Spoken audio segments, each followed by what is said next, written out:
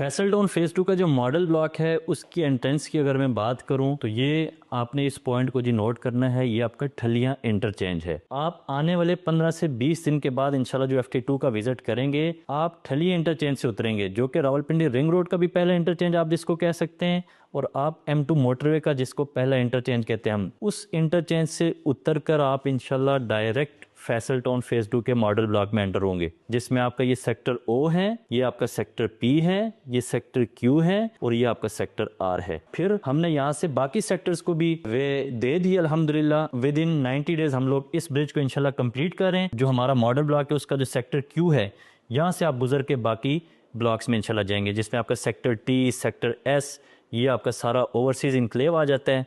ये आपका sector W आ जाएगा इंशाल्लाह।